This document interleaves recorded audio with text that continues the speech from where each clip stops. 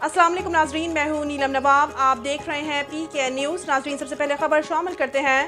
مولانا محمد مشتاق چیمہ امیر جمعیت اہل حدیث پنجاب کے گزرانوالہ انتخابی اجلاس میں شرکت۔ مزید تفصیلات سردار طاہر محمود کی اس رپورٹ میں۔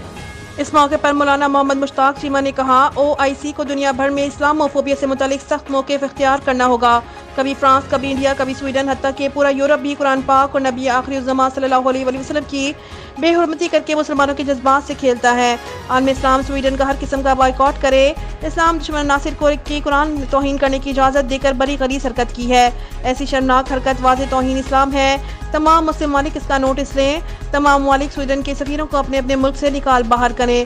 ان خیالات کا اظہار انہوں نے جامع مسجد شہاب گرین اسٹریٹ، رتا روڈ میں منعقدہ جمعیت اہل حدیث سٹی کے ایک انتخابی اجلاس میں کیا، جس کی صدارت شیخ الحدیث مفتی جماعت مولانا حافظ محمد امین محمدی نے کی۔